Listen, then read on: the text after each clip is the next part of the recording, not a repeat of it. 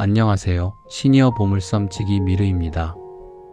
제가 평소 가장 존경해온 전설적인 투자자 워렌 버핏이 얼마 전 은퇴했습니다. 그 소식을 접하며 저는 한 가지 생각을 하게 되었습니다. 이제 그의 인생을 차분히 되돌아볼 때가 되었구나 하는 생각이었습니다. 이 영상은 워렌 버핏을 단순한 투자자의 시선이 아니라 한 사람의 인생으로서 다시 바라보기 위해 만들었습니다. 그가 어떤 선택을 하며 살아왔는지, 무엇을 중요하게 여기고 무엇을 끝까지 경계했는지, 투자자로서뿐 아니라 인간적으로 우리가 배울 수 있는 점은 무엇인지 천천히 함께 생각해 보고자 합니다. 워렌 버핏 부고를 생각하며 산 사람. 2025년 12월 말 미국 자본시장을 대표해온 전설적인 투자자 워렌 버핏이 마침내 은퇴를 선언했습니다. 96세.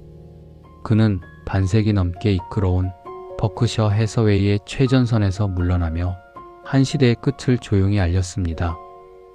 이 은퇴는 단순한 자리 이동이 아니었습니다. 주가나 수익률의 문제가 아니라 한 사람이 어떤 태도로 살아왔는가를 돌아보게 하는 순간이었습니다. 그리고 그는 마지막까지 돈 이야기를 거의 하지 않았습니다. 대신 이 질문 하나만을 우리 앞에 남겼습니다. 당신의 부고는 어떻게 쓰이길 바랍니까? 부고라는 질문. 워렌 버핏은 이 질문을 설명할 때 한 인물의 이야기를 자주 꺼냈습니다. 다이너마이트를 발명한 알프레드 노벨입니다. 노벨은 어느 날 신문에서 자신의 부고를 미리 보게 됩니다.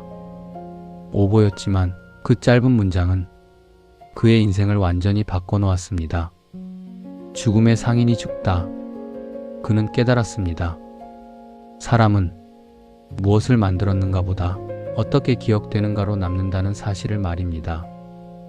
그 결과 노벨은 전 재산을 인류를 위해 남겼고 노벨상이라는 유산을 세상에 남깁니다.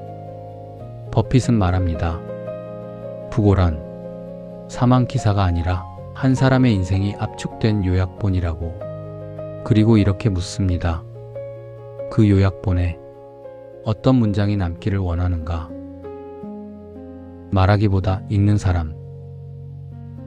워렌 버핏의 하루는 아주 단순한 습관으로 시작됩니다. 그는 하루의 대부분을 읽는 데 사용했습니다. 신문, 재무제표, 보고서, 책. 하루 5시간 이상을 조용히 읽는 것이 그의 일상이었습니다. 그는 말한 적이 있습니다. 나는 특별히 똑똑하지 않다. 다만 오래 읽고 천천히 생각할 뿐이다. 회의를 좋아하지 않았고 즉흥적인 결정을 경계했습니다. 그에게 중요한 판단은 항상 혼자 있는 시간에서 나왔습니다. 이 습관은 젊을 때부터 은퇴 직전까지 한 번도 바뀌지 않았습니다. 주주서한, 돈보다 삶의 태도. 워렌 버핏의 마지막 주주서한은 놀라울 만큼 조용했습니다. 시장 전망도 있었지만 그보다 더 많은 지면을 차지한 것은 삶을 대하는 태도였습니다. 그는 이렇게 말합니다. 과거의 실수 때문에 자신을 너무 자책하지 마십시오. 그 실수에서 조금이라도 배웠다면 아직 늦지 않았습니다. 버핏은 자신의 실수를 숨기지 않았던 사람입니다. 싸다는 이유로 고집했던 인수, 늦게 받아들인 기술 변화, 그리고 공개적으로 인정했던 판단 착오들. 하지만 그는 그 실수들을 부끄러워하지 않았습니다. 나는 틀렸지만 그 틀림에서 배웠다. 그에게 실수는 실패의 증거가 아니라 다음 선택을 가능하게 만드는 재료였습니다. 분노하지 않는 연습? 버핏은 화를 잘 내지 않는 사람으로 유명합니다. 그 이유를 묻자 그는 이렇게 말했습니다.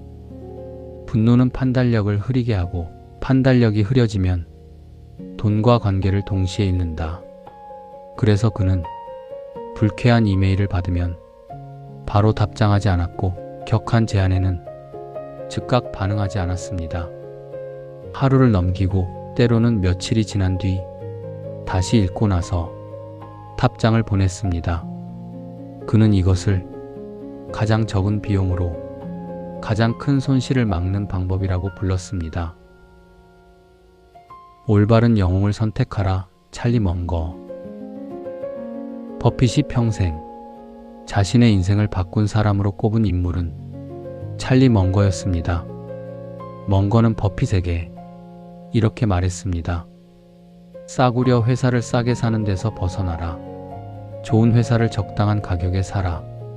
이 한 문장은 버핏의 투자 인생뿐 아니라 삶을 바라보는 기준 자체를 바꿨습니다. 버핏은 늘 말했습니다. 혼자였다면 여기까지 오지 못했을 것이라고. 그에게 영웅이란 우러러보는 존재가 아니라 자기 생각의 한계를 넓혀주는 사람이었습니다.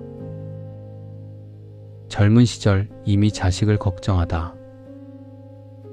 워렌 버핏은 아주 젊은 시절부터 자신이 부자가 될 가능성을 알고 있었다고 말합니다. 복리의 힘을 이해했고 시간이 자기 편이라는 것도 알고 있었습니다. 그는 20살 무렵 이미 이렇게 생각했다고 합니다. 나는 부자가 될 것이다. 그러나 놀라운 것은 그 다음 생각이었습니다. 그는 결혼을 앞두고 아직 태어나지도 않은 미래의 자식들을 걱정했습니다. 내 아이들이 내가 벌어놓은 돈 때문에 망가지지는 않을까? 대부분의 부모는 돈이 없어서 자식을 걱정합니다. 워렌 버핏은 돈이 너무 많아질 것을 걱정한 사람이었습니다. 그래서 버핏은 상속에 대해 분명한 원칙을 세웁니다. 아이들에게는 무엇이든 할 수 있을 만큼은 주되 아무것도 하지 않아도 될 만큼은 주지 마라. 그는 자식에게 부를 남기기보다 자기 인생을 스스로 살아갈 이유를 남기고 싶어 했습니다. 자녀들에게 남긴 것은 긴 유언장이 아니라 아주 짧은 편지였습니다. 나는 너희가 나보다 더 행복하길 바란다. 그리고 한 문장이 더 있었습니다. 돈은 그 목적을 대신 살아주지 않는다. 위기 속에서 드러난 투자 철학. 2008년 금융위기. 전 세계가 공포에 빠졌을 때 워렌 버핏은 신문에 한 문장을 남깁니다. 나는 지금 미국 주식을 사고 있다. 그는 시장을 예측하지 않았고 공포에 휩쓸리지도 않았습니다. 그저 자신이 수십 년간 지켜온 원칙을 조용히 실행했을 뿐입니다. 그는 늘 말했습니다. 나는 모든 공에 방망이를 휘두르지 않는다. 하지 않는 선택 역시 그에게는 의도적인 결정이었습니다. 검소함은 전략이었다. 세계 최고의 부자였지만 버핏은 평생 같은 집에서 살았고 같은 길로 출근했고 같은 음식을 먹었습니다. 그의 사치는 콜라 한 캔, 햄버거 한 개, 야구 중계였습니다. 그것은 절약이 아니라 집중을 위한 선택이었습니다. 사소한 결정에 에너지를 쓰지 않기 위해 그는 삶을 단순하게 만들었습니다. 복리의 본질. 1965년 이후 버크셔 해서웨이의 누적 수익률은 약 610만 %에 달합니다. 그러나 이 성과의 본질은 숫자가 아니라 시간이었습니다. 버핏은 말합니다. 아무것도 하지 않는 것이 가장 어려운 투자다. 대부분의 사람은 기다리지 못합니다. 너무 빨리 지루해하고 너무 빨리 두려워합니다. 버핏은 기다릴 수 있었던 사람이었습니다. 조용한 은퇴. 버핏은 떠날 시간을 스스로 정했습니다. 이제 시간의 신이 나를 찾아왔다. 그리고 이렇게 말했습니다. I'm going quiet. 나는 조용히 물러난다. 그는 뒤에서 회사를 통제하지 않았고 무덤에서 영향력을 행사하려 하지도 않았습니다. 떠날 줄 아는 것, 그것 역시 그가 평생 지켜온 원칙이었습니다. 그가 남긴 마지막 질문. 워렌 버핏이 남긴 것은 주식도 돈도 기업도 아닙니다. 그가 남긴 것은 하나의 질문입니다. 당신의 부고는 어떻게 쓰이길 바랍니까? 오늘의 선택 하나가 내일의 문장이 되고 그 문장이 모여 한 사람의 인생이 됩니다. 그 질문을 남긴 채 워렌 버핏은 조용히 물러났습니다.